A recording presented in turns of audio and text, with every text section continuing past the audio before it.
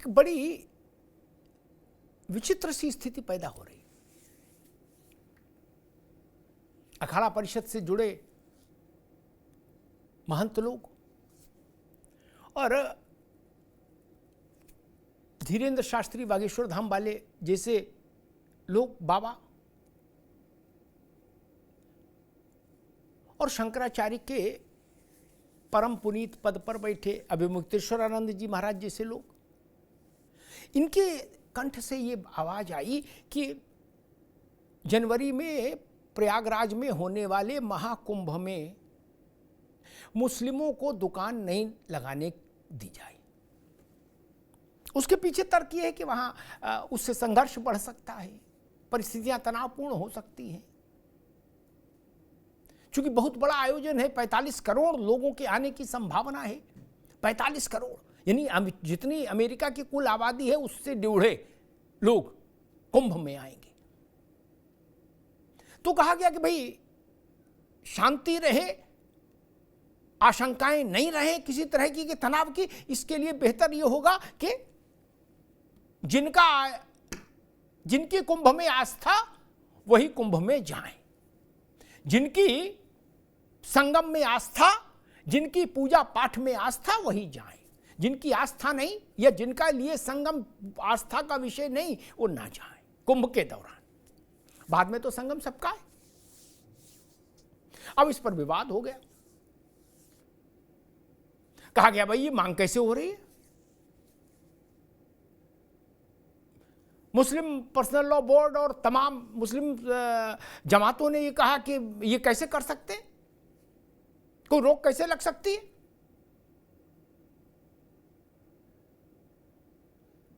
फिरंगी महली साहब जैसे लोगों ने भी इसी बात को दोहराया कि रोक नहीं लगनी चाहिए। गंगा जमुना का मसला है, भाईचारा का मसला है। और इसी बीच में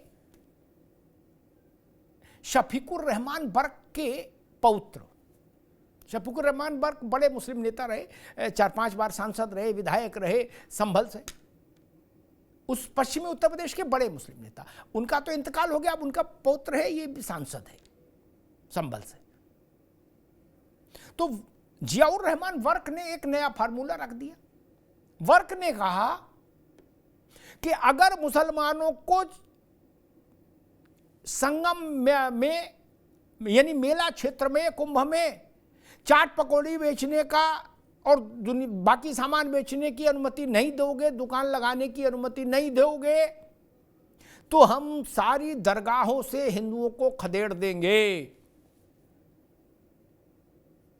यानी अगर आप संगम में आने से हमको, कुंभ में आने से रोकोगे तो हम दरगाह में आने से आपको रोक देंगे, चाहे फिर वो देवा शरीफ हो और चाहे चरारे शरीफ हो, चाहे अजमेर शरीफ हो, चाहे हजरत निजामुद्दीन हो, सब जगह से भगा देंगे हिंदू को।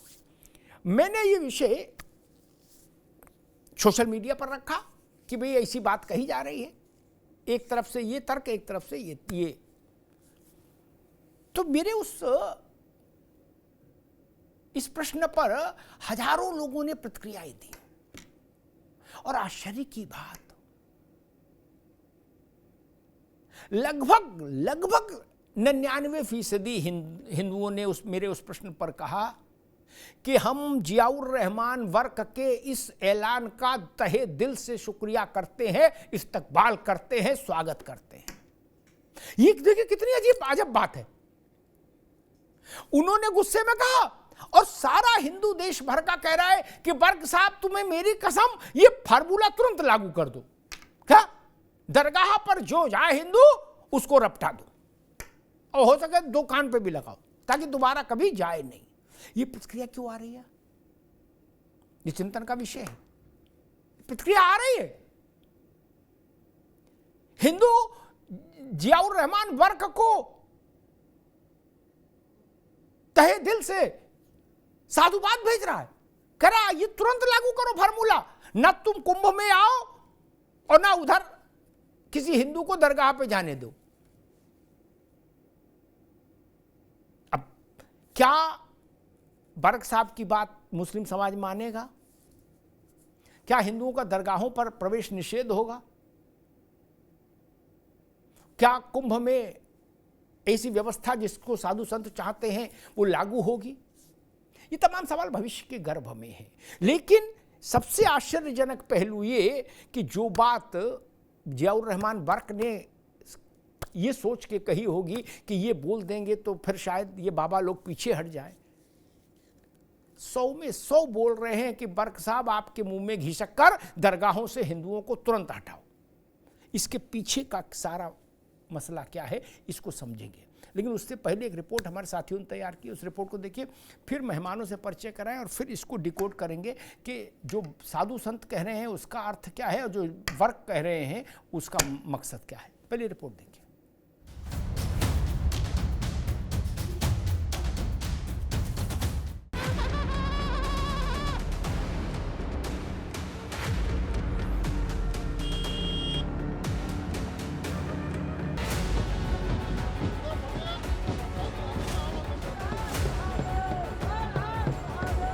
एकदम सही है। ये इसलिए किया गया है कि देखिए, अगर गैर सनातनी जो सनातन परंपरा को नहीं जानते, जो वहाँ की विचारधारा को नहीं समझते, देवी देवताओं की महत्वता को नहीं जानते, संतों की महिमा को नहीं जानते, वो संतों का क्या खाक सम्मान करेंगे? उससे द्वंद्व ही उत्पन्न होगा।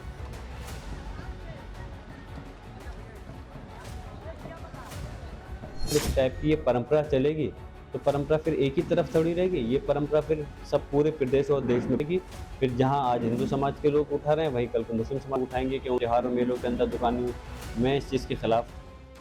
प्रयागराज में संघ के तट पर लगने वाले आस्था के महाकुंभ में मजहबी तड़का लग ही गया। दरअसल अखाड़ा परिषद ने कुंभ में मुस्लिमों की एंट्री पर रोक की मांग के साथ साथ कुंभ क्षेत्र में केवल सनातनी कर्मचारी और अधिकारियों की ही ड्यूटी लगाने की मांग की है। और इसी घमासान में स्वामी अभिमुक्तेश्वरानंद ने कहा कि उनका उद्देश्य किसी धर्म के खिलाफ नहीं है, बल्कि हम अपने धर्म की पवित्रता बनाए रखना चाहते हैं। देखिए, भारत में मुसलमानों को माशी तौर पर कमज़ोर करने के लिए और इनको इकोनॉमिकल नुकसान पहुंचाने के लिए इस तरह की हरकतें कुछ मुसलमान दुश्मन लोग करते हैं। साजिश के तौर पर ये हरकतें की जाती हैं। मैं आपको ये बताना चाहता हूँ कि कोई भी मुसलमान खाने की किसी चीज़ के अंदर कोई ऐसी चीज़ नहीं मिला सकता कि जो उसके मज़हब में मना हो। अगर कोई हरकत ऐसी कर रहा है तो उसे मुसलमान कहना भी गलत है। तो वहीं अखाड़ा परिषद के बयान का समर्थन करते हुए बाबा बागेश्वर धाम वाले धीरेन्द्र शास्त्री ने मक्का और मदीना का उदाहरण देते हुए महाकुंभ में मुस्लिमों की एंट्री के साथ साथ दुकान न देने का भी बयान दे दिया। इनका मक्का मदीना है, वहाँ पर तो सनातनी हिंदुओं की दुकानें नहीं है। वहाँ तो आप लोगों को जाने नहीं मिलता ना। वहाँ भगवा रंग के कपड़े भी मक्का मदीना में प्रवेश नहीं कर सकते पहन करके, रोक है उस पर। तो फिर मेरे अंगने में तुम्हारा क्या है? हमारे संतों की महिमा, त्रिवेणी संगम की महिमा हम सब जानते हैं। हमारे शंकराचार्य अखाड़ा परिषद जो निर्णय लेंगे हम उसमें सहमत हैं। महाकुंभ का मुद्दा मजहबों का मुद्दा बना तो मुस्लिम धर्म गुरुओं से लेकर सियासी सूरमा भी सामने आ गए। सपाई खेमे से संभल वाले सांसद बर्क का तर्क ये है कि अगर मुस्लिमों को रोका तो हम मजार और दरगाह पर हिंदुओं की रोक लगाएंगे। और अगर इस टाइप की ये परंपरा चलेगी तो परंपरा फिर एक ही तरफ थोड़ी रहेगी। ये परंपरा फिर सब पूरे प्रदेश और देश में रहेगी। फिर जहां आज हिंदू समाज के लोग उठा रहे हैं वहीं कल को मुस्लिम समाज उठाएंगे। क्यों त्योहारों मेलों के अंदर दुकानें, मैं इस चीज़ के खिलाफ। मैं चाहता हूं इस पर एक सीरियसली एक एक्शन चाहिए और सब इस चीज़ को समझे कि वाकई में इस प्रदेश और देश के विकास है तो ये तभी मुमकिन होगा जब सब लोग मिलकर के रहेंगे और देश की तरक्की के लिए बात करेंगे। हालांकि बर्क के तर्क से मुस्लिम धर्म गुरु सहमत नजर नहीं आ रहे। अखाड़ा परिषद के बयान का जहां विरोध जताया गया तो वहीं बर्क के बयान पर माफी की मांग भी की गई। जियाउर रहमान बर्क साहब को सोच विचार के साथ में बात कहना चाहिए। हाँ, कुंभ के मेले में जहां अखाड़ा परिषद ने ये बात कही है कि मुसलमान यहाँ पर दुकान न लगाएं, ये फिरका परस्ती को बढ़ावा देने वाली बात है और नफरत को फैलाना है, समाज को तोड़ने वाली बात है। इस पर अखाड़ा परिषद को अपना फैसला वापस लेना चाहिए कि बरसहा बरस से कुंभ का मेला चला आ रहा है, कभी कुंभ के मेले से इस तरह का कोई पैगाम नहीं दिया गया। इसी संग्राम में सपा सांसद डिंपल यादव भी सामने आई, जिन्होंने संविधान के साए में सबको सलाह दे डाली। समाजवादी पार्टी लगातार मोर्चा के माध्यम से आप संविधान को कहीं ना कहीं भारतीय जनता पार्टी बदलना चाहती है, तभी इस तरह की बातें लेकर वो लगातार आ रहे हैं, लेकिन अब ये लोग ध्यान नहीं भटका पाएंगे। बहरहाल अब अखाड़ा परिषद से लेकर स्वामी मुक्तेश्वरानंद और बाबा बागेश्वर जहां मुस्लिमों की एंट्री पर मुखर है, तो वहीं विपक्षी खेमे के बयान भी घमासान मचा रहे हैं। ऐसे में सवाल यही है कि अभी तक तो केवल एंट्री पर कंट्रोवर्सी हो रही थी, अब कुंभ में मुस्लिमों को दुकान पर भी घमासान क्यों? सवाल ये भी है कि आखिर महाकुंभ पर मजहबी महासंग्राम क्यों? संग्राम क्यों? रत्नाकर सिंह साहब हैं हमारे साथ, भारतीय जनता पार्टी के प्रतिनिधि। रत्नाकर जी का स्वागत है। शुभम गिरी जी महाराज हैं, हिंदू धर्मगुरु, शुभम गिरी जी का स्वागत है। फजील अहमद साहब हैं, राजनीतिक विश्लेषक, फजील अहमद साहब का बहुत स्वागत है। कांग्रेस के नेता मुन्ना खान साहब अभी हमारे साथ जुड़ेंगे थोड़ी सी देर में। शुभम गिरी जी, आपसे बात शुरू करूँगा। हमने सुना बागेश्वर धाम के शास्त्री जी को सुना, और हमने शंकराचार्य महाराज को सुना, अभी मुक्तेश्वरानंद जी महाराज को। ये विचार क्यों आया जहन में कि भाई कुंभ मेला क्षेत्र में मुसलमानों का प्रवेश निषिद्ध हो, उनकी दुकानें नहीं हो? पहले तो जितने भी मीडिया पैनलिस्ट बैठे, जितने भी दर्शक आपके टीवी को देख रहे हैं, उनको छठ महापर्व की हार्दिक शुभकामनाएं। आज मेरा सौभाग्य है कि देश के वरिष्ठ पत्रकार अमिताभ अग्निहोत्री जी के साथ आज मैं बैठा हूं। आपके तर्क का मैं जवाब दूं तो मैं पहले ये बताता हूं अमिताभ जी, अखाड़ा परिषद ने पिछले जो नवरात्रि की नवमी थी, तब राष्ट्रीय अध्यक्ष जी ने ऐलान किया था कि हमने महाकुंभ जो प्रयागराज में होने वाला उत्सव है, जो विश्व की धरोहर है, उस उत्सव में हम मुस्लिमों को और गैर सनातनियों का प्रवेश वर्जित करेंगे। तो मैं भी उस बैठक में शामिल था। उसलिए हुआ क्योंकि जिस तरह से गाजियाबाद में और जो तमाम सोशल मीडिया के माध्यम से मुस्लिम समाज के द्वारा जो हरकतें की गई, उस हरकतों को देखते हुए तो ऐसी प्रवेश उन्होंने लिया है। उसके बाद कुंभ तो आज से नहीं हो रहा है, कुंभ तो अनादि काल से हो रहा है। कुंभ तो कम से कम नहीं तो मुगल दौर से भी हो रहा है। इस देश में ब्रिटिश दौर भी रहा, इस देश में अभी कांग्रेस का दौर भी रहा, सपा का दौर भी रहा। तो मैंने कहा कि सपा के दौर में आजम खान शहरी विकास मंत्री थे और वहां पर वो कुंभ मेला समिति के अध्यक्ष थे। जो उत्तर प्रदेश में शहरी विकास मंत्री रहता है, या उत्तराखंड में रहता है, या महाराष्ट्र में रहता है, या मध्य प्रदेश में रहता है, वही कुंभ मेले का अध्यक्ष होता है। ये भारत के संविधान में लिखा हुआ है। लेकिन जिस प्रकार से जगत गुरु शंकराचार्य, स्वामी स्वरूपानंद सरस्वती जी और आजम खान जी के ऊपर कितना विवाद हुआ उस समय जमीन को लेकर, आप तो उस समय रिकॉर्डिंग कर रहे थे अमिताभ जी, आपने देखा है 2013 में जब सपा की सरकार थी, अगर नेताजी और अखिलेश जी दखल अंदाजी नहीं करते, शिवपाल जी दखल अंदाजी नहीं करते, तो विवाद सोशल मीडिया के माध्यम से, प्रिंट मीडिया में और इलेक्ट्रॉनिक मीडिया में भी फैल गया था। लेकिन चलिए, उस समय का दौर अलग था, उस समय कुंभ का आयोजन अच्छा हुआ। लेकिन एक घटना हुई 2019 में, अर्ध कुंभ को महाकुंभ बना दिया। उसके बाद हरिद्वार में जो कुंभ हुआ, त्रिवेंद्र सरकार ने बैन लगा दिया, तीरथ सिंह रावत जी ने कुंभ को खोल दिया। तो अब साधु संत चाहते हैं कि कुंभ मेले का आयोजन भव्य या दिव्य हो।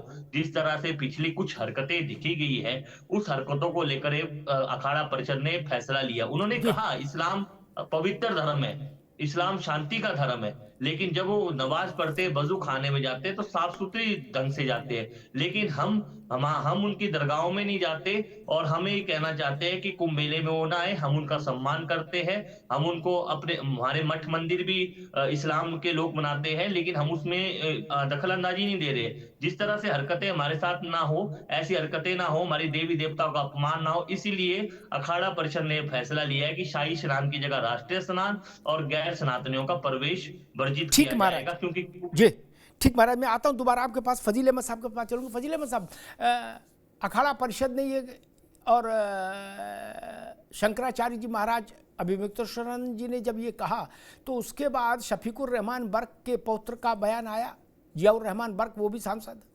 उन्होंने कहा भाई फिर हम दरगाहों से हटा देंगे हिंदुओं को। अच्छा, ये मजे की बात ही, मतलब उलटवासी है। ऐसी उलटवासी कभी नहीं हुई भारत में कि बर्क के बयान का मुसलमान क्या प्रतिक्रिया दे रहे नहीं पता, लेकिन 100 में 100 हिंदू स्वागत कर रहे, बोले तत्काल रोक लगाओ दरगाहों पे हिंदुओं की। नहीं फजील भाई, कुंभ मेले का बहुत महत्व है। और जैसा कि अभी बाबा जी ने बताया कि मुगलों के जमाने में भी हर्षोल्लास लगाया जाता रहा, सम्राट हर्षवर्धन ने पहले इसकी शुरुआत की और वेनसांग ने इसकी पूरा लिखा भी है इसको। सम्राट हर्षवर्धन ने 90 दिनों तक अपना खजाना लेके वहां बैठते थे, पूरे विश्व से महासम्मेलन बुलाते थे और 90 दिनों तक लोगों को पैसा बांटते हैं, जो भी चीज उनको उपहार बांटते थे। ये है कुंभ का इतिहास और बाकायदा नवभारत टाइम्स और तमाम मीडिया में भी आजकल चल रहा है जी। कल वहां से हर्षवर्धन की मूर्ति को, वहां से आदमकाल की बहुत पुरानी मूर्ति थी, हजारों साल पुरानी हर्षवर्धन की मूर्ति को वहां से हटा करके बहुत दूर ले आके कहीं रखा दिया गया। तो जो अपने मूल चीजों को हटाना चाहता है, उसको बदलना चाहता है, मुसलमान तो अब आए हैं ना इस साल, क्योंकि इनका आजकल क्या है, सुर्खियों में बने रहने के लिए मुसलमान का नाम ले लो तो चर्चा शुरू हो जाती है। किसी को देख लीजिएगा कि कोई हिंदू मुसलमान से मतलब नहीं है। ये लोग गौमूत्र पिला रहे थे दांडी मार्च, दांडी त्योहार में वहां गुजरात के अंदर, पुलिस ने जब लठ बजाया सब भाग खड़े हुए, फिर कोई नहीं रोकने वाला था कि कौन आ रहा है, हिंदू आ रहा है कि मुसलमान आ रहा है। संवैधानिक बात करनी चाहिए, कोई धर्म किसी को बुरा नहीं सिखाता और कोई मुसलमान क्यों वहां जाएगा। कभी कभी हम लोग भी जब छोटे थे तो मेला घूमने चले जाते थे, जब इलाहाबाद में रहते थे तो ऐसे ही सब लोग चले जाते हैं मेला, जहां भीड़ भाड़ होती है हिंदू मुसलमान। कभी इस देश में कभी किसी ने पूछा ही नहीं कि हिंदू कौन है मुसलमान कौन है। हमने अपने बचपन से लेके आज तक, इधर 2-3 साल से मैं थोड़ा देख रहा हूं, नहीं तो आज तक कभी हम लोगों को उतरा ही नहीं। हमारे यहाँ दुर्गा पूजा में तमाम मेला लगता है, मुस्लिम त्योहारों पर मुहर्रम में मेला लगता है। इस देश में मेला की संस्कृति है, हर धर्म के मेले लगते हैं यहाँ पे, कोई किसी को नहीं बोलता। और कुंभ मेला में भी कोई, आप जाके देखिएगा जब कुंभ होगा, हम भी चलेंगे आपके साथ, कहीं कोई दिक्कत नहीं होगी। लेकिन चूंकि अपने, अब देखिए इतने बड़े बड़े अखाड़े, इतने बड़े बड़े बाबा, इतने सिद्धि पुरुष लोग उस मेले में आते हैं, कुंभ मेले में। अभी धीरेन्द्र शास्त्री को कई दिन हुआ लोग जानने लगे, वो उनकी तो अभी कोई औकात भी नहीं है। लेकिन जो इतने बड़े बड़े महंत लोग हैं वो तो बुलाते हैं मुसलमानों को अपने अखाड़े में। मैं खुद वहां गया हूं कई बार, और बुला करके वहां जो पुलिस अफसर जो फजील भाई अभी रुकना होगा, एक मिनट रुकना होगा। ये चीज ठीक नहीं कि धीरेन्द्र शास्त्री जी की औकात क्या है, ये भाषा ठीक नहीं है ना। नहीं, एक मिनट रुक जाओ भाई, रुक जाओ एक मिनट रुको। आप सीनियरिटी जूनियरिटी मत तय करो, ये भक्तों को तय करने दो, वो किसको क्या मान रहे हैं। आप अब अभी बीच नहीं बोलो, तो आप मुझे नहीं रोक सकते ना, आप मुझे थोप नहीं सकते ना मेरे ऊपर कि हम किसी को क्या मान रहे हैं। हम नहीं मानते उनको, ठीक ऐसी अभद्र भाषा, ठीक है फजील भाई, अभद्र भाषा उम्र में, ठीक है, अभद्र भाषा बोलिए, अभद्र भाषा सुनिए, आपका स्वागत है। अभी नहीं, ये जो बात कही गई कि अखाड़े और बाबा सब, सनातन धर्म में, हिंदू धर्म में जो सबसे बड़ी व्यवस्था है संतों की, वो अखाड़ा परिषद है, ठीक, जिसकी इस व्यवस्था आदि शंकर ने तय की, ठीक, उनके अनुशासन से वो संचालित है। वो अगर कोई बात कह रहा है और जगत गुरु शंकराचार्य उस बात की संस्तुति कर रहे हैं तो फिर बात बड़ी हो जाती है, वो छोटी बात नहीं रहती, ये भी ध्यान रखिए। जगत गुरु का मतलब, शंकराचार्य का मतलब वही है जो आपके लिए मक्का और मदीना का है, ठीक है ना। इसलिए उसको बहुत हल्के में, हास्यास्पद तरीके से टिप्पणियां ठीक नहीं, ठीक। यहां गंगा जमुना बताया जा रहा है, कहा जा रहा है कि गंगा और जमुना एक साथ रहेगी, सब लोग मेला देखेंगे। ऐसा मेला दूसरी जगह क्यों नहीं दुनिया में नहीं दिखाना चाहते किसी को। काबा में कोई जा सकता है क्या? नहीं ना, नहीं जा सकता ना। वहां गंगा जमुना नहीं चाहिए, वहां प्रेम नहीं चाहिए, वहां भाईचारा नहीं चाहिए क्या?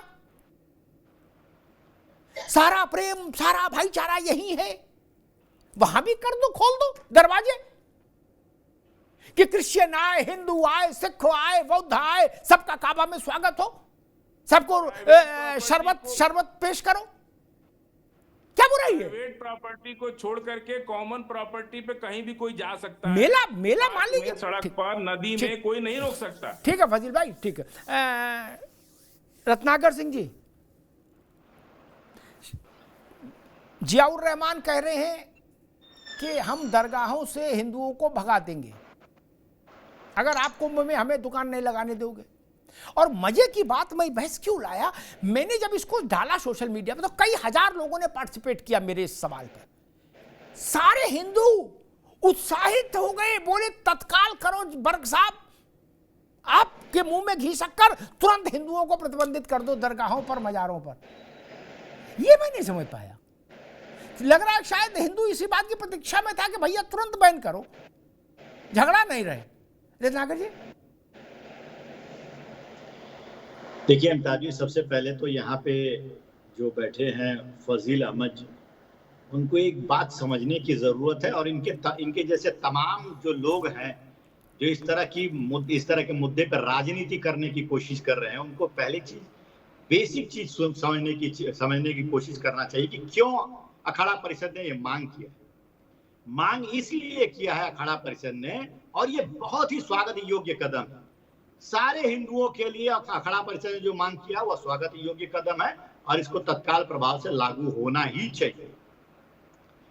देखिए, अपनी आस्था की पवित्रता को बनाए रखने के अगर कोई अखाड़ा परिषद इस तरह का निर्णय लेता है कि वहां पे गैर हिंदुओं का, गैर सनातनियों का प्रवेश प्रतिबंधित है, तो यह निश्चित स्वागत योग्य कदम है। अब मैं ये कहना चाहूंगा कि जो व्यक्ति गैर सनातनी जो है, वो सनातन के धार्मिक भावनाओं को, धार्मिक आस्थाओं को, पूजा पाठ की पद्धतियों को जो समझता नहीं है, वो अगर वहां पे जाके फल बेचेगा, ठेले की दुकान लगाएगा, जिसको ये नहीं मालूम है कि सनातन धर्म में मांस मदिरा, जब कोई भी धार्मिक कार्यक्रम होता है हिंदुओं का, तो उसमें मांस मदिरा एकदम वर्जित होता है, ना कोई खा सकता है, ना ही पी सकता, ना ही छू सकता है। ये हमारे धर्म में है, सनातन धर्म में। लेकिन वही गैर सनातनी अगर होता है तो उसको सनातन धर्म की पद्धतियों से कोई लेना देना नहीं, और वह मांस मदिरा खा करके वहां पे कुंभ परिसर में, कुंभ मेला परिसर जो है उसके अंदर अगर इस तरह का कार्य करता है, तो निश्चित रूप से हमारी जो पवित्रता है वो भ्रष्ट होने की पूरी संभावना है। और इसको अगर हम अपनी पवित्रता को बनाए रखने के लिए अगर इस तरह का कदम उठाते हैं, जो सिर्फ और सिर्फ कुंभ मेला परिसर के अंदर ही ये लागू है, बाहर आप बेचिए ना, फल की दुकान खोलिए, मटन में मच्छी की दुकान खोलिए, कौन वो पूछता है आपको, कौन मना करता है। लेकिन जहां पे हमारी धार्मिक आस्था जुड़ी हुई है, जहां पे हम धर्म का कार्य करने के लिए वहां पे इकट्ठा हो रहे हैं, वहां पे इस तरह का कृत्य आपने पहले भी किया है। बहुत सारे सोशल मीडिया पे वीडियोस आए हैं, और माननीय योगी जी ने तो बहुत सारे सीसीटीवी और लगवा दिए हैं होटल और रेस्टोरेंट के बाहर। क्यों लगवाए हैं भाई? इसलिए किचन में लगवाए हैं, इसीलिए लगवाए हैं ना कि कहीं ना कहीं ये जो हिंदुओं को अपवित्र करने का कार्यक्रम एक विशेष समुदाय द्वारा किया जा रहा है, उस पर प्रतिबंध लगे, और उसी डर से अखाड़ा परिषद ये कार्यक्रम कर रहा है। देखिए, बहुत ही बढ़िया प्रश्न पूछा गया है धीरेन्द्राचार्य द्वारा कि अगर आप मक्का मदीना में गैर हिंदुओं का प्रवेश वर्जित है, तो हम अगर यहाँ पे कोई कार्यक्रम कर रहे हैं, वहां पे अगर गैर मुसलमानों, गैर हिंदुओं का प्रवेश वर्जित करते हैं यहाँ पे, तो क्या दिक्कत है भाई? आपको मानना चाहिए इस देश में बहुत सारे मंदिर ऐसे हैं अमिताभ जी, जहां पे गैर हिंदू का प्रवेश वर्जित है, और ये आज से परंपरा कोई जारी नहीं है, ये सदियों से परंपरा जारी है। आप चाहे सोमनाथ का मंदिर ले लीजिए, चाहे जगन्नाथपुरी का मंदिर ले लीजिए। जगन्नाथपुरी मंदिर में तो इंदिरा गांधी एक बार गई थी जी, चाहे जगन्नाथपुरी मंदिर में तो इंदिरा गांधी एक बार गई थी 1984 में, और वो बतौर प्रधानमंत्री वहां पे पहुंची थी, लेकिन फिर भी मंदिर न्यास परिसर ने उनको जाने से प्रतिबंधित कर दिया, क्योंकि उनकी शादी जो है वो पारसी समाज में हुई थी, इसलिए वहां पे उनको जाने की अनुमति नहीं मिली।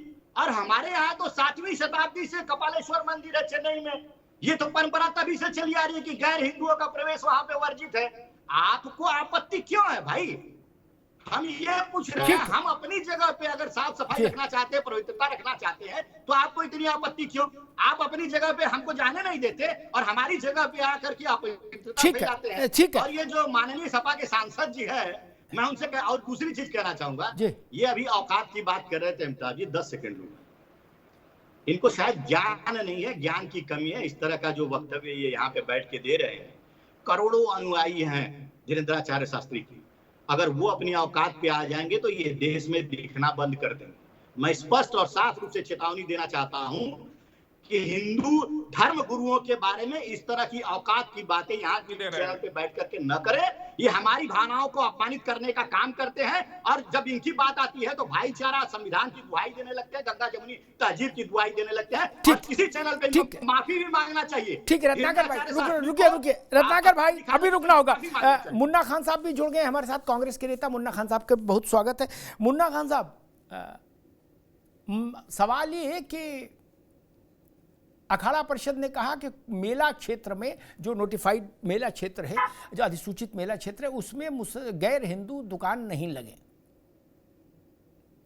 जियाउर रहमान वर्क ने कहा अगर दुकान नहीं लगाने दोगे तो देश भर की दरगाह और मजारों से हिंदुओं को हटा देंगे।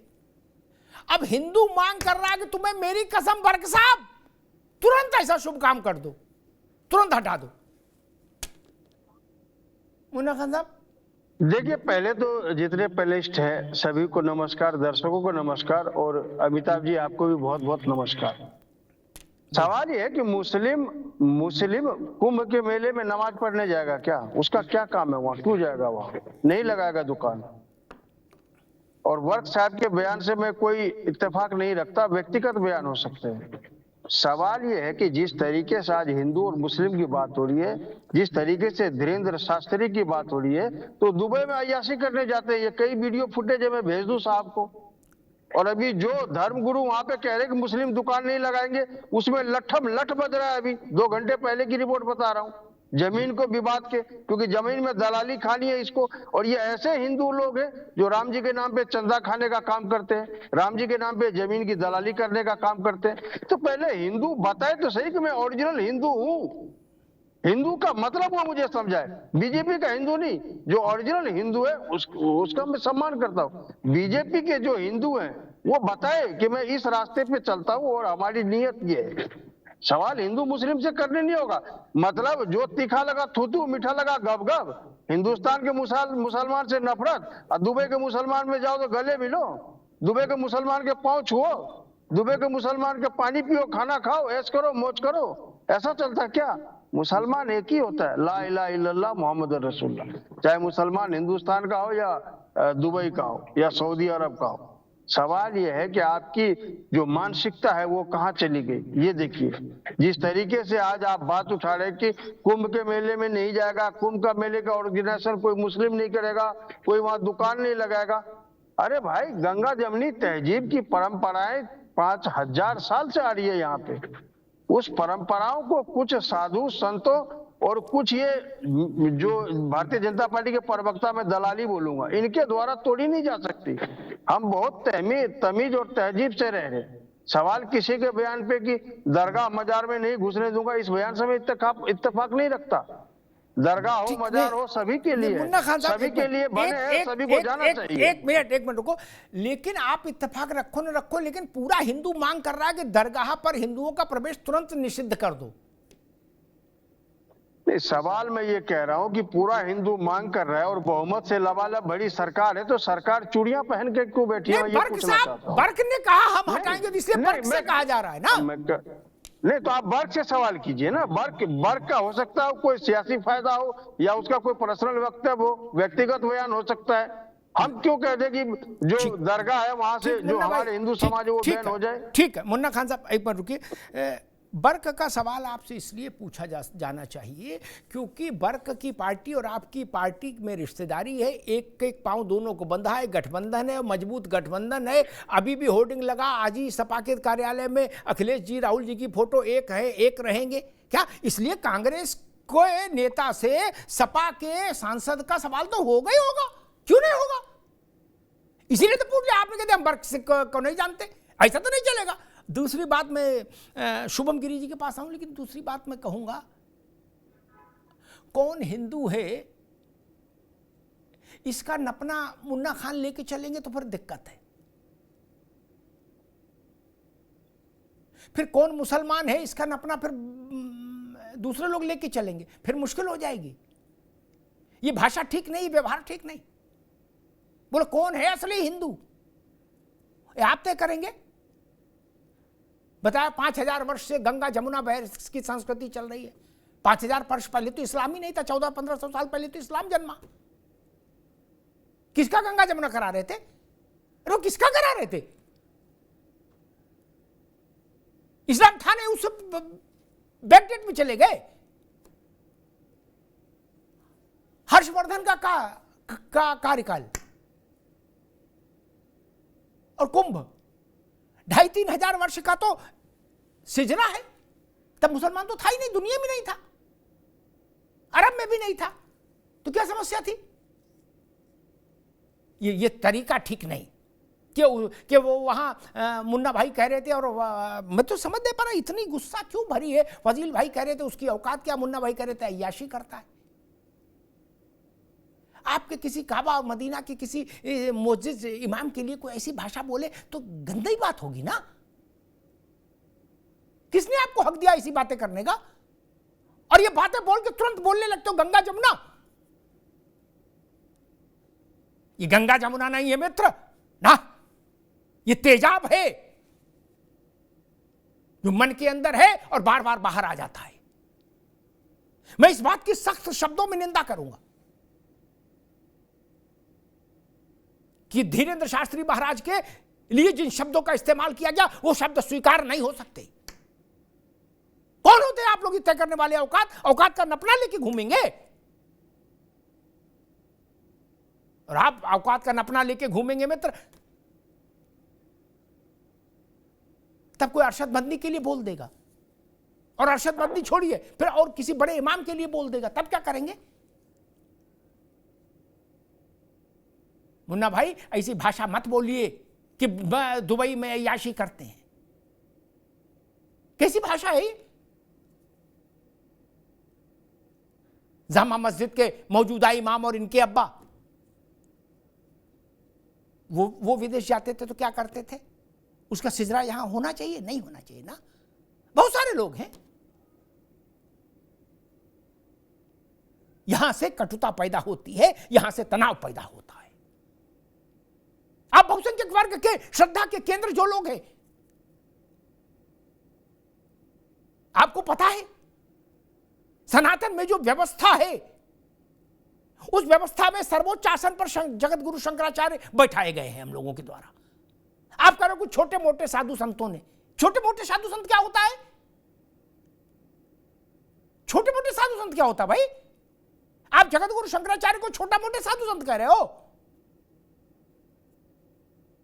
और अरशद मदनी को नबी बता रहे हैं क्या?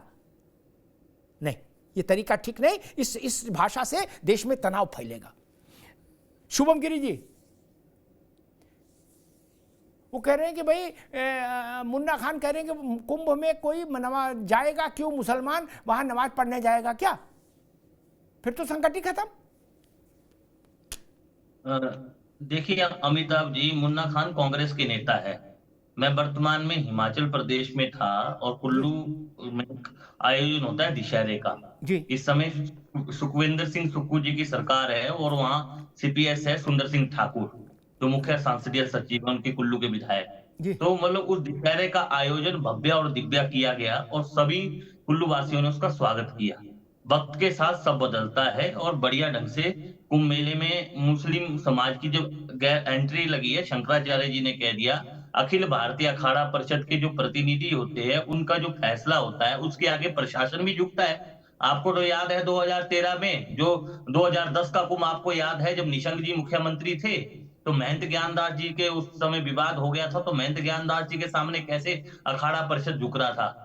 2016 का आपको उज्जैन का कुंभ याद है जब महंत नरेंद्र गिरी जी जब अध्यक्ष थे तब उस समय बवंडर हुआ था तो शिवराज सिंह चौहान को तत्काल माफी मांगने पड़ी और निशंक जी को तत्काल माफी मांगने पड़ी। यहाँ तक कि 98 का जो हरिद्वार में जो कुंभ हुआ था उस समय बसपा की सरकार थी तो मायावती जी को भी तत्काल अखाड़ा परिषद के आगे माफी मांगने पड़ी। प्रशासन के साथ अखाड़ा परिषद भी सहयोग करता है और कई साधु आते हैं, कई अखाड़े के साधु आते हैं और अपना अन्न क्षेत्र लगाते हैं, उसमें अपना औषधालय लगाते हैं और धर्म का प्रचार करते हैं, कईयों को रोजगार देते हैं। इतनी छावनियां लगेगी, इतना कुछ वहां कुंभ मेले में होगा। कई रिक्शे वाले को रोजगार मिलेगा, टांगे वाले को रोजगार मिलेगा, जो किश्ती चलाता है उसको रोजगार मिलेगा। तो क्या क्या कुंभ मेले में सबको रोजगार नहीं मिलता? लेकिन जिस तरह से हरकतें हुई है, उस हरकतों को देखते हुए अखाड़ा परिषद ने बैन लगाया और अखाड़ा परिषद प्रशासन के सामने मांग रखेगा और प्रशासन इसमें निर्णय लेगा। आपने कावड़ मेले में देखा कि कावड़ मेले में नाम सार्वजनिक हित हुए, लेकिन भाजपा के नेता है संजीव बालियान, उन्होंने कहा कि मुस्लिम वर्षों से कैंप लगाते हैं। हमें मानते हैं अमिताभ जी, जब पेशवाइयां निकलती है तो मुस्लिम समाज के लोग हम पे पुष्प बरसाते हैं। मैं खुद इस पेशवाई का गवाह हूं। अभी ध्वज होगा, धर्म ध्वज स्थापित होगा अखाड़ों का। 7 सन्यासियों के अखाड़े हैं, एक अग्नि अखाड़ा ब्रह्मचारियों का है, फिर 3 वैरागियों के है, 2 उदासियों के, एक निर्मल अखाड़ा है। लेकिन हम चाहते हैं कि जिस तरह से कुंभ मेले में व्यवस्था बने रहे, कुंभ मेले का नाम हो, तो मुस्लिम समाज को भी सहयोग करना चाहिए, ना प्रवेश करे। इतना बड़ा प्रयागराज है, कहीं भी रोजगार करे, क्या दिक्कत है? हवाई अड्डा है, हवाई अड्डा के बाद आपका रेलवे स्टेशन है, रेलवे स्टेशन का प्रयागराज इतना बड़ा शहर है, वहां भी तो रोजगार कर सकते हैं। लखनऊ से प्रयागराज सवारी तो ढो सकते हैं, लेकिन वहां प्रवेश ना करे ना, मेला प्रांत में प्रवेश ना करे, संगम तट में प्रवेश ना करे। लेकिन चलिए, जो फैसला अखाड़ा परिषद लेगा वो सर्वमान्य होगा, जो शंकराचार्य लेगा वो सर्वमान्य होगा। लेकिन धीरेन्द्र शास्त्री जी एक कथावाचक है, उनके खिलाफ आप ऐसी भाषा का प्रयोग क्यों कर रहे हो? ऐसी भाषा का प्रयोग नहीं करना चाहिए। ना तेरा है ना मेरा है, ये हिंदुस्तान सबका है, नहीं समझी तो बात नुकसान सबका है। वसुधैव कुटुंबकम की भावना इनको भी रखनी चाहिए। ठीक बात है।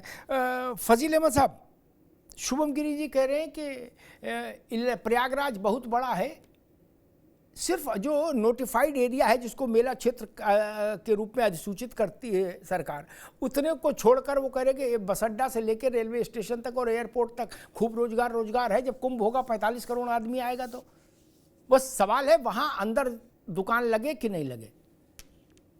देखिए अमिताभ जी, 2-3 बातें आपने भी कही जी, क्योंकि आप शायद माइक हम लोग का बंद कर दे रहा है, इसलिए हम बोल नहीं पा रहे। नहीं, अब आपको बोलने का धीरेन्द्र शास्त्री के बारे में आपको बहुत बुरा लग गया और उनको किसी दूसरे धर्म की चर्चा नहीं करनी चाहिए। आप अपने धर्म को खूब काम करो, कोई दिक्कत नहीं है, लेकिन किसी को नीचा दिखाना, किसी का अपमान करना, आपसे क्या मतलब है? मुसलमान, ये प्रशासन अपना समझेगा इस चीज को, आप अपना राय प्रशासन को दे दो, लेकिन इस पर प्रेस कॉन्फ्रेंस करना, इसको मुद्दा बनाना। और दूसरी बात हर्षवर्धन की आपने की, हर्षवर्धन की मूर्ति वहां से क्यों हटाई गई? हर्षवर्धन हिंदू नहीं था, वो बुद्धिस्ट था, बुद्धिस्ट राजा था, ये दुनिया जानती है। और हर्षवर्धन की इसलिए वहां से हटा दी गई कि ऐसा ना हो कि बुद्धिस्ट जान जाए और मंदिर में प्रवेश तो दलित को भी नहीं होता है, एससी को भी नहीं होता, आदिवासी को भी नहीं होता है, मुसलमान। और हम बहुत जब पढ़ते थे इलाहाबाद में, तो मैं एक बार गया था मेला घूमने, वहां एक मस्जिद भी बनाई अखाड़ा परिषद के लोगों ने। किसके लिए मालूम है? जो कर्मचारी वहां मुसलमान ड्यूटी दे रहे हैं उनके लिए। पहले जिस तरह से अखाड़ा बनता है ना, उसी तरह घेर के एक जगह उन्होंने अलॉट की, जिसमें मस्जिद एक इमाम रखे जाते हैं जो नमाज पढ़ाते हैं, जो वहां से कर्मचारी काम करने आते हैं। हजारों में कर्मचारी आते हैं, बहुत से लोग नमाज पढ़ते हैं। अब आप कहिए कि नहीं साहब, कर्मचारी भी नहीं रखना है। दूसरी बात कि कोई भी जो धर्मगुरु रामभद्राचार्य के मुंह से तो हमने कभी नहीं सुना कि कोई मुसलमान के खिलाफ बात बोले हो, या कोई आप हम ही क्यों ना हो, हम अपने मस्जिद की बात करें, अपने हम किसी मुसलमान धर्म का प्रचार करने जाएंगे, ठीक, तो हम हिंदू का नाम क्यों लेंगे? ठीक है फजील भाई, ठीक, धर्म की बात करेंगे ना, ठीक। और जब देखिए आज उनकी मूर्ति इसलिए हटा दी गई कि अब ये बात फैलने लगी है कि हर्षवर्धन बुद्धिस्ट राजा, ठीक है फजील भाई, ठीक है, एक मिनट रुकना होगा, उन्होंने इसको शुरू किया। अब रुकना होगा। नहीं, 2 जानकारी दी उन्होंने, 2 बातें में पहली बात गलत है। हर्षवर्धन कुंभ में आते थे, हर्षवर्धन कुंभ के फाउंडर नहीं, आते नहीं थे। अरे रुक जाओ भाई। और हर्षवर्धन राजा थे, एक मिनट, राजाओं से कुंभ कभी नहीं होता, मंत्री मुख्यमंत्रियों से कुंभ नहीं है, ये जानकारी रखो। लेकिन मुझे तो ये है कि वो कह रहे मुसलमान पर कोई दूसरा नहीं बोलेगा, गैर मुसलमान, लेकिन हम हिंदुओं पर सब बोलेंगे क्योंकि हमको ये अधिकार है। हम बताएंगे हर्षवर्धन की जात कौन सी है, हर्षवर्धन की जन्म पत्री क्या थी। गजब करते हो यार, गजब करते हो प्रभु। हाँ, बोले शास्त्री क्यों बोले मुसलमान पर, लेकिन फजील अहमद को यह अधिकार हासिल है कि वो बोलेंगे कि मंदिर में दलित गया कि नहीं गया और पिछड़ा गया कि नहीं गया। इसकी पड़ताल करने के लिए माइक्रोस्कोप लेके फजील अहमद घूम सकते हैं, लेकिन बाबा बागेश्वर नहीं बोल सकते। बोले वो बोलेंगे तो हम सामने छाती खोल खड़े हो जाएंगे, कैसे बोले।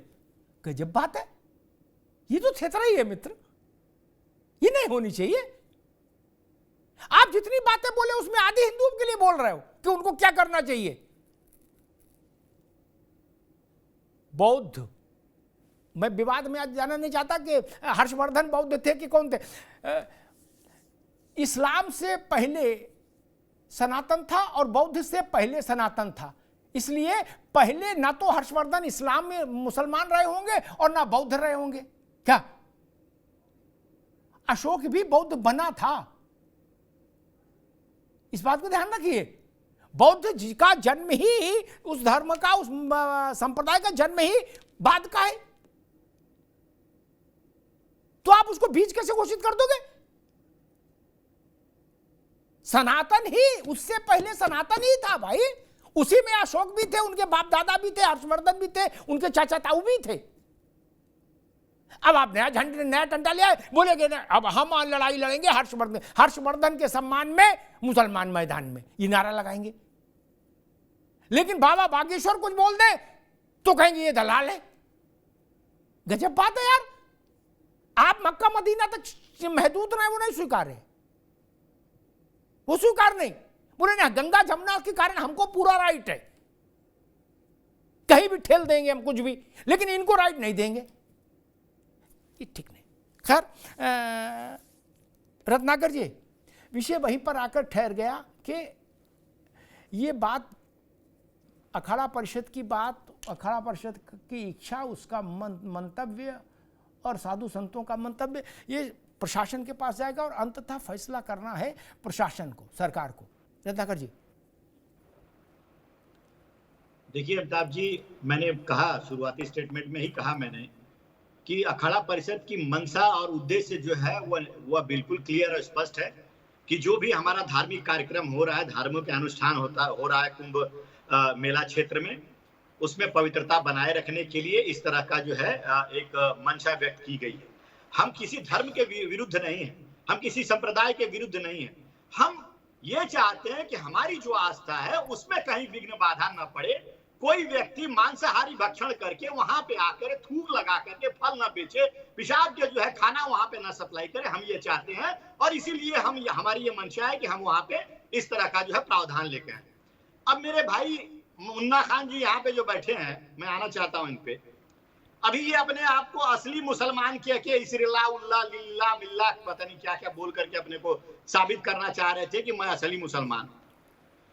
अब ये बताइए, सारे मुसलमान जो इलिल्ला बिलिल्ला करते रहते हैं, वो सारे मुसलमान असली है? तो ये जो हर घर से नसरल्ला निकलेगा, वो जो विदेश में मारा गया आतंकवादी, उसका शोक इस देश में क्यों मनाते हैं भाई? अभी ये सर तन से जुदा का नारा लगाकर लोगों का सर काट देते हैं। ये कौन सा अल्लाह उलिल्लाह बिसरल्लाह फसरल्लाह, ये क्या क्या वाले कहाँ के हैं? ये कौन सा मुसलमान है ये बताइए? वो रेलवे ट्रैक के पटरियों पे सिलेंडर रख करके और ट्रेन को पलट करके और लोगों की जान लेने वाले ये कौन सा मुसलमान है? हमारे ऊपर प्रश्न उठा रहे हैं कि हम असली हिंदू है कि नहीं हिंदू है। इस देश में जितने भी मुसलमान है ना, वो कन्वर्टेड मुसलमान है या तो मुगलों की औलाद है। और आप कह रहे थे अभी महाशय यहाँ पे फजील भाई जो कह रहे थे कि धीरेन्द्राचार्य नीचा दिखाने की कोशिश कर रहे हैं मुसलमानों को। अरे भैया, एक बार भी उन्होंने नहीं कहा कि मुसलमानों के बारे में, वो तो सिर्फ यही कह रहे थे कि हमारी जो पूजा पद्धति है उसमें पवित्रता बनी रहे, इसलिए हम चाहते हैं कि कुंभ मेला क्षेत्र में कोई इस तरह का कार्य न हो। अब बताइए, अभी इन्होंने ये भी कहा कि किसी दूसरे संत ने ऐसा ना कहा। अभी मुक्तेश्वरानंद का एक वीडियो कुछ दिन पहले ही इंटरव्यू चल रहा था, आप उसको ध्यान से सुन लीजिएगा। उन्होंने स्पष्ट तौर से हिंदू धर्म और सनातन धर्म के हित के बारे में बोला। उन्होंने कहा जिसको हमारा धर्म स्वीकार नहीं है, जिसको हमारी आस्था से कुछ लेना देना नहीं है, जो अपनी ही मर्जी का काम करता है, वो निश्चित रूप से हिंदुस्तान से बाहर चले जाए, जहां पे उसको सुविधाजनक लगता है वहां पे जाए और नसरल्ला इलिल्ला मिलिल्ला पिलिल्ला जो करना है वो करे, ठीक है। लेकिन जहां हिंदुस्तान में है अगर कोई हिंदू, उसके ऊपर आप लोग अपमानजनक टिप्पणी नहीं कर सकते हैं।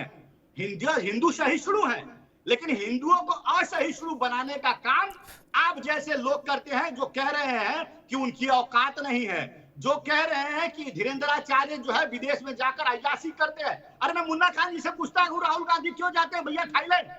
वो हरि कीर्तन करने जाते हैं क्या? वहां पे जय श्री राम करने जाते हैं? बताइए क्यों जाते हैं थाईलैंड? आए दिन चुनाव होता है, चुनाव का रिजल्ट निकलने से पहले ही विदेश भाग जाते हैं। वहां पे हरे राम हरे कृष्ण करने जाते हैं।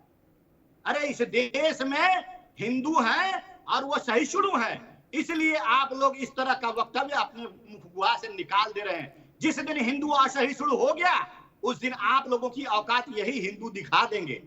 ठीक है रत्नाकर जी, रुकना होगा। मुन्ना खान साहब, आप कुछ कहना चाह रहे थे और वो सवाल पूछ रहे हैं कि आप बागेश्वर बाबा पर सवाल उठा रहे हो, वो सवाल उठा रहे कि राहुल गांधी बार बार नहीं मैं पूछना चाहता हूँ, मैं पूछना चाहता हूँ, अभी जो ये अल्लाह कर रहे थे, पहले तो ये बताए कि ये सच्चे में हिंदू की औलाद है या ये भी किसी वंशज की औलाद है, गोडसे की औलाद है, पहले तो ये बताए। दूसरी बात, ये जिस हिंदू की बात कर रहे थे, जिस पेशाब की बात कर रहे थे, मैं इनसे पूछना चाहता हूँ 10 साल से लगातार प्रसाद में गाय की चर्बी खिलाने वाले भी तो हिंदू यही थे, यही लोग तो थे, तब तो इसको शर्म नहीं आई। 10 साल से चर्बी की प्रसाद परोसा गया, पूरे हिंदू खामोश थे, क्यों नहीं आवाज उठी भारतीय जनता पार्टी की? क्योंकि भारतीय जनता पार्टी के लोग ही उसमें शामिल थे।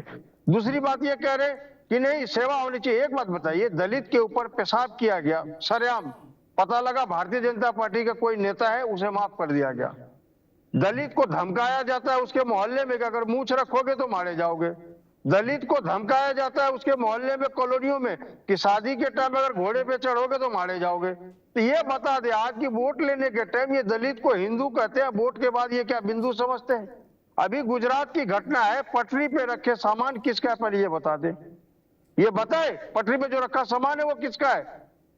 वो हिंदू का है, मुसलमान का, किसका है? तो सवाल ये दोगले चरित्र के लोग हैं, इनकी जो वंशज है ना वो दोगले ही से पैदा हुए, ये ओरिजिनल नहीं है। अब आजादी की बात करूं तो आजादी में जो हमारे योद्धा थे, हिंदू मुस्लिम सिख ईसाई सब लड़ रहे थे, लेकिन ये लोग दलाली चमचागिरी अंग्रेजों के कर रहे थे। ये तो ये दलाल है लोग हैं, इनको बोलने की तमीज नहीं है, इसे समझने चाहिए और समझदारी के साथ बात करनी चाहिए कि मैं जिस हिंदू की बात करता हूं उसका मैं सम्मान करता हूं, लेकिन ये दलाल हिंदुओं की बात नहीं करता। ये जो राम जी के नाम पे चंदा खाए, राम जी के नाम के जमीन पे दलाली खाए, और वो जिस तरीके से दलितों पे पेशाब किया जाए, दलितों को माल बांटा जाए, किया जाए, ये अब ये बात करते करते कभी पाकिस्तान, कभी बात करते करते लाल किला, कभी बात करते करते ताजमहल पहुंच गए। अब बात यहाँ होने तो राहुल गांधी में पहुंच गए कि राहुल गांधी विदेश क्यों जाते? अरे राहुल गांधी विदेश जाते, राहुल गांधी के लिए आपके पास कोई अगर प्रूफ है, कोई 19-20 है तो आप बताए ना। नहीं दलितों का प्रवेश हिंदू में मना है। दलित मुन्ना भाई एक मिनट रुकना होगा, ठीक, एक मिनट रुकना होगा, ठीक, किस हिंदू की बात करते हैं? ठीक, एक मिनट रुकना होगा। मैं तो इस बात से, एक मिनट रत्नाकर भाई देंगे अफसर। शुभम गिरी जी, मैं तो इस बात से हैरान हूं कि फजील अहमद साहब को, मुन्ना खान साहब को दलित की बड़ी चिंता है। क्या बोले? दलित मूंछ नहीं रख सकता।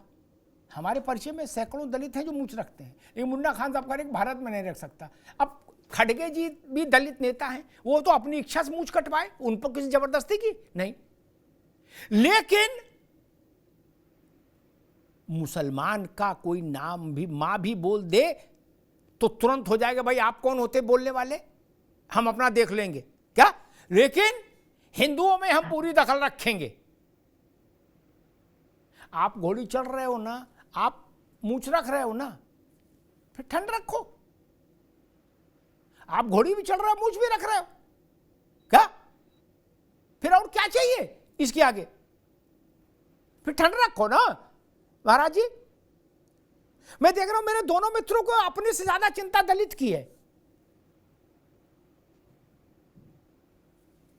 साहब जी, खड़गे जी एक 150 साल पुरानी पार्टी के राष्ट्रीय अध्यक्ष है और श्रम रोजगार मंत्री भी रह चुके और देश के बड़े नेता है। ठीक है, और दलित यहाँ स्व इच्छा से रहता है। पंचदश नाम जूना अखाड़ा है, निरंजनी अखाड़ा है और जितने भी अखाड़े हैं वहां पर दलित महामंडलेश्वर भी है। मैं आपको कई नाम गिनवा भी दूंगा, अगर आप बोलते हो तो मैं सूची आपको व्हाट्सएप भी कर दूंगा। जूना अखाड़े ने भी दलितों को, आजमगढ़ के एक दलित को महामंडलेश्वर बनाया और 5 छड़ी दी और महामंडलेश्वर का बड़ा औहदा दिया। कई सन्यासी, कई बिरागी और संतों की तो जात नहीं पूछी जाती, संतों के लिए तो सभी बराबर है। आप मेरे पास आएंगे, आपका भी स्वागत है। योगी जी तो एक संत है, तो चाहते कुंभ मेला अच्छे ढंग से हो, और वो संत के नाते चाहते। उमा भारती जब मुख्यमंत्री थी मध्य प्रदेश की, वो भी चाहती है, तमाम नेता चाहते कि कुंभ मेला का आयोजन बढ़िया से हो, और संतों के पास जो भी आएगा, चाहे हिंदू हो, चाहे मुस्लिम हो, चाहे ईसाई हो, वो सभी आएंगे तो सबका स्वागत करेंगे। यहाँ देखिए डोनाल्ड ट्रंप कल जीते तो संतों ने भव्य स्वागत किया, भव्य अभिषेक किया। तो सभी की अपनी अपनी इच्छा होती है, जो संतों के पास आता है संत उसका सम्मान करते हैं। दलित भी इस देश में सुरक्षित है, मुस्लिम भी इस देश में सुरक्षित है। देखिए अगर आई चुनाव की बात 2024 की बात, 14 में भारतीय जनता पार्टी 6 बार सत्ता में आ गई, एक दिन 13 दिन का शासन हुआ, फिर 13 महीने का हुआ, 5 साल का हुआ। अटल जी ने भी तो एकता की बात कही।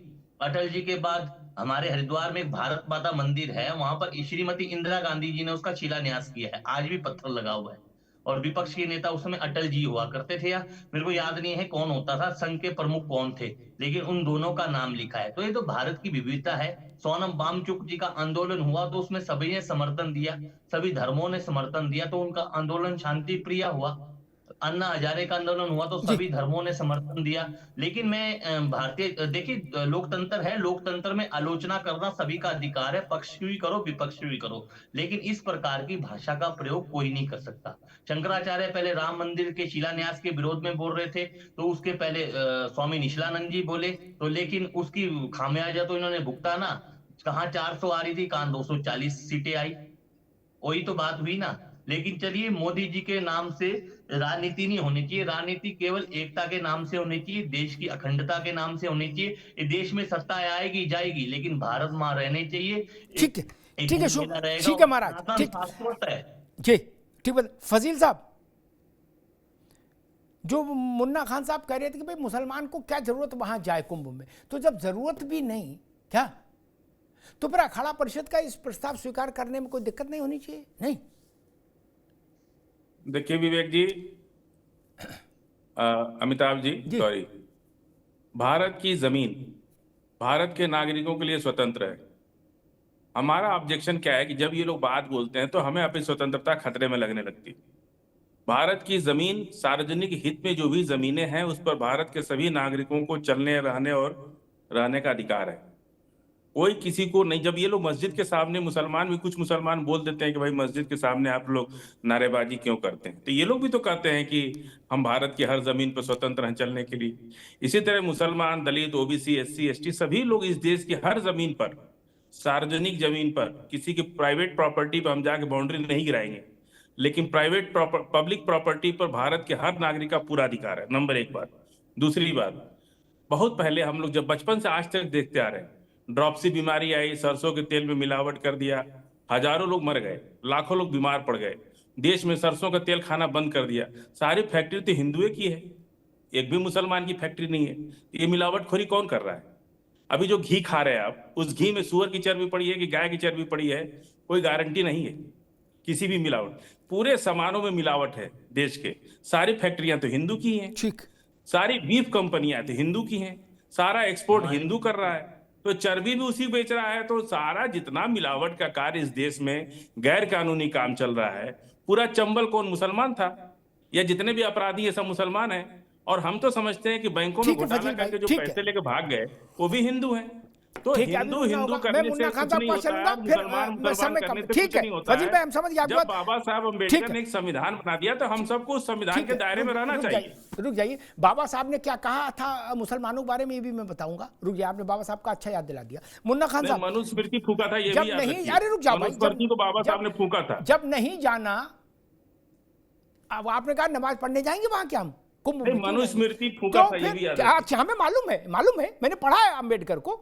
मैं ये बताऊंगा उन्होंने मुसलमानों के बारे में क्या कहा था, विस्तार से कहा है। उसके दो एक अंश में कोट कर दूंगा। ठीक है, रुक जाओ। अम्बेडकर का अच्छा याद दिला दिया। उनकी बात कम से कम काटोगे नहीं, क्योंकि ये तो नहीं मान सकते कि अम्बेडकर से भी ज्यादा समझदार हम हैं। नहीं तो हमारा माइक बंद मत कीजिएगा, ऐसे तो गुस्ताखी नहीं जवाब देना आपका। ना, आप वन साइडेड बोल के निकल जाएंगे तो ठीक नहीं है ना। अभी आपको भी वन साइडेड सुन रहा था जब आप ये भाषा अगर कुछ बोलिए तो हमको भी नहीं, जब आप ऐसी भाषा बोल रहे थे, इसका उत्तर मैं दूंगा।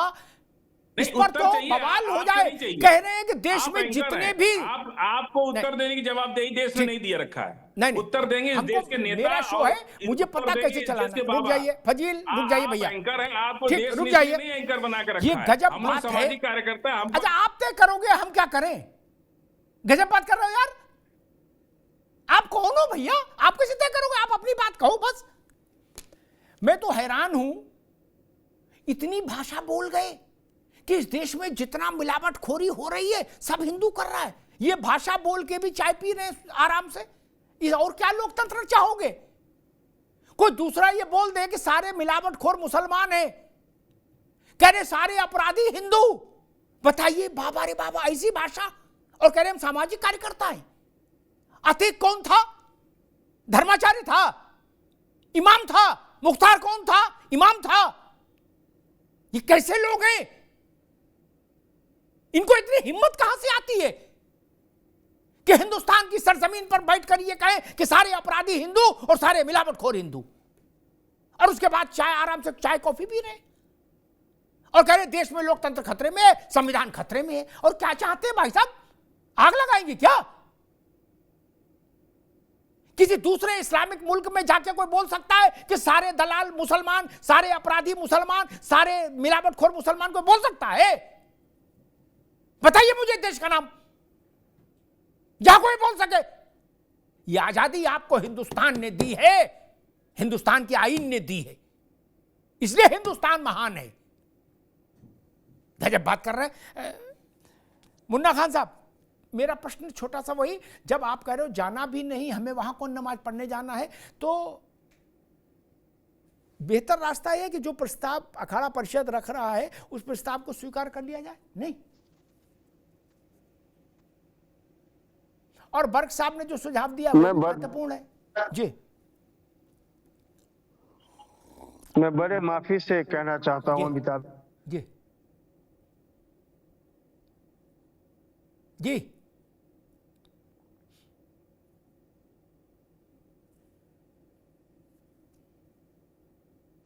भाई, आपकी आवाज नहीं आ रही मुन्ना भाई। जी जी, मैं कह रहा हूँ अमिताभ जी, आपकी आवाज सवाल नहीं सुन पाया। नहीं, मैं कह रहा हूं इसका क्या समाधान है? कुंभ में जो व्यवस्था नया प्रश्न आया है, इसका आपकी नजर में क्या समाधान है? एक और साधु संत है, दूसरी तरफ बर्क का फार्मूला है। आपकी समझ में क्या आ रहा है, बस वो बताइए। जी, नहीं फिर लग रहा है कुछ समस्या की। रत्नाकर जी, क्या समाधान हो सकता है? समय कम है।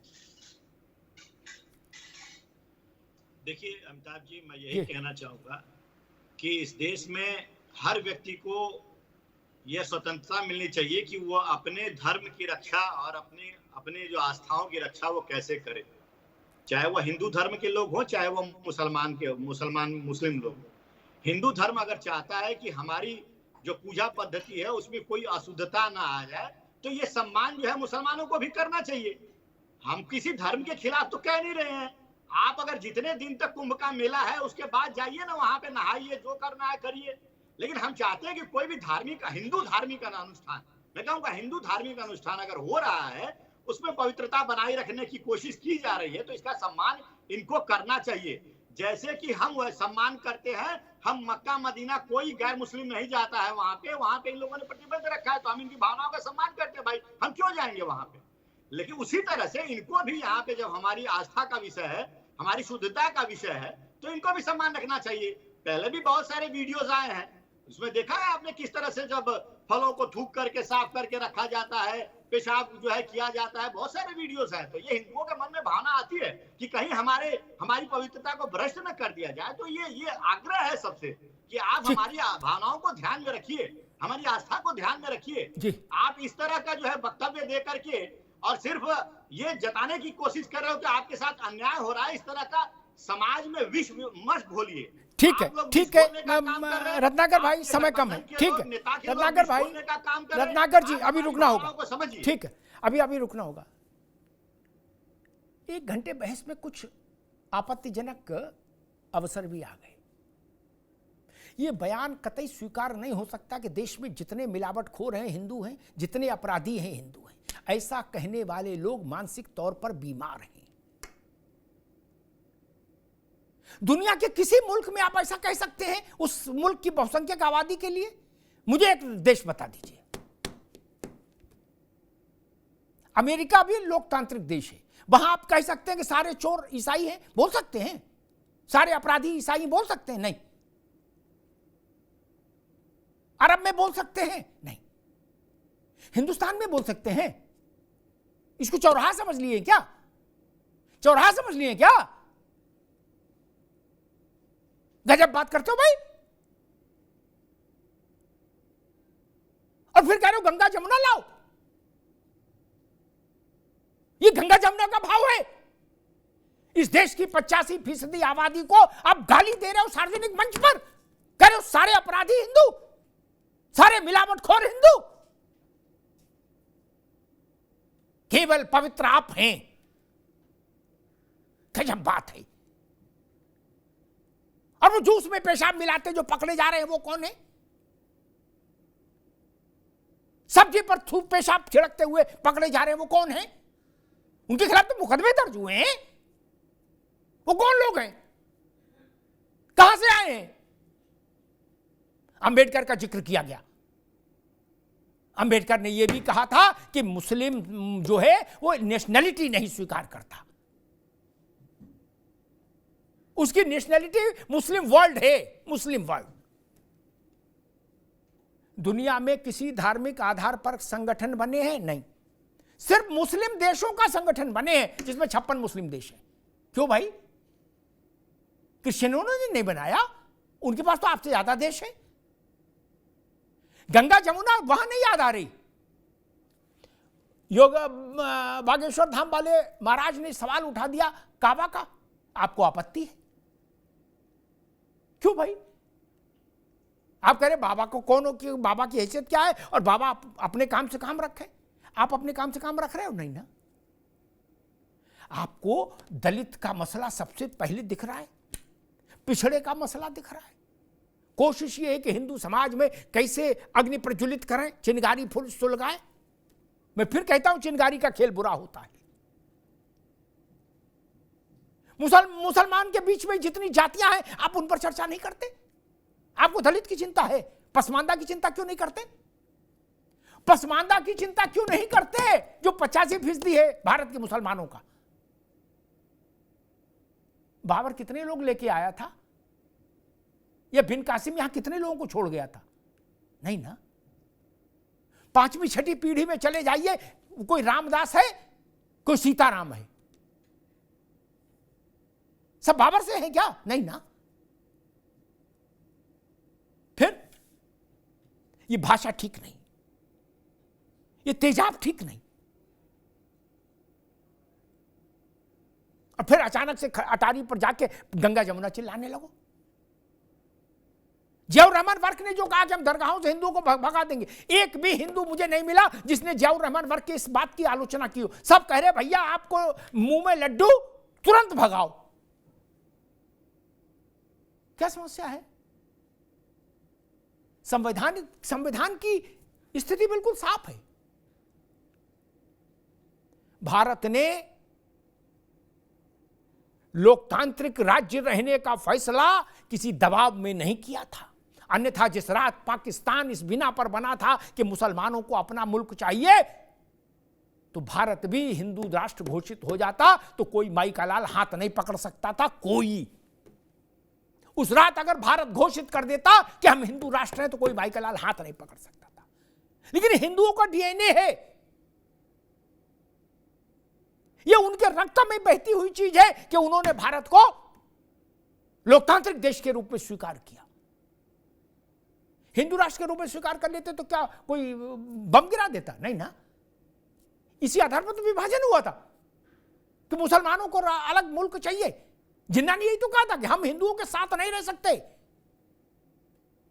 आज गंगा जमुना की बात हो रही है। हिंदुओं ने इस देश में कितना बड़ा इम्तिहान दिया। धर्म के आधार पर बटे हुए भूभाग के बाद भारत को लोकतांत्रिक देश रखा, धर्मनिरपेक्ष, पंथ निरपेक्ष देश रखा। शासन का कोई पंथ नहीं, शासन का कोई धर्म नहीं। लेकिन देश का धर्म है, समाज का धर्म है, यहां के 100 करोड़ लोगों, 120 करोड़ लोगों का धर्म है, उसको नकारा नहीं जा सकता। उस सच्चाई को आप नकार नहीं सकते। अमेरिका का राष्ट्रपति, महाराज जी, अमेरिका भी लोकतांत्रिक देश है, लेकिन अमेरिका का राष्ट्रपति बाइबिल हाथ में लेकर शपथ लेता है। किसी ने आपत्ति की? नहीं ना। भारत में प्रधानमंत्री ऋग्वेद हाथ में लेकर शपथ ले लेंगे तो जाने कितने लोग खुदकुशी कर लेंगे, कितने लोग खुदकुशी कर लेंगे। वहां कोई समस्या नहीं। ब्रिटेन में राजा चुना जाता है, उसके जो राज्यारोहण के संस्कार होते हैं वो पादरी कराते हैं, पादरी क्रिश्चियन विधि से। यहां राष्ट्रपति हिंदू विधि से शपथ लेते हैं क्या? नहीं ना। ब्रिटेन भी लोकतांत्रिक देश है, वो धर्म आधारित राष्ट्र नहीं है, वहां भी संविधान है, रूल ऑफ लॉ है, फिर भी वो इस क्रिश्चियनिटी को वहां पर रखते हैं सबसे आगे।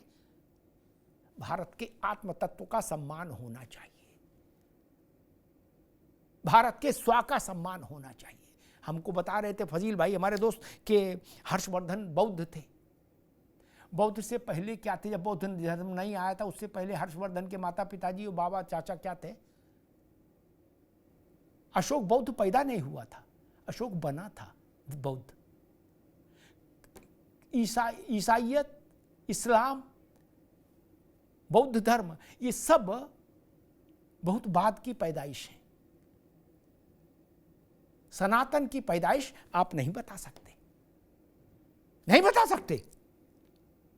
बाकी सबकी डेट ऑफ बर्थ इंटरनेट पर पड़ी है, बाकी दुनिया के सारे पंथों की जन्म की तारीख का सन इंटरनेट पर पड़ा है। सिर्फ सनातन का कोई जन्म का समय नहीं, क्योंकि यही आदि है, यही अंत है, इसलिए सनातन है। धन्यवाद।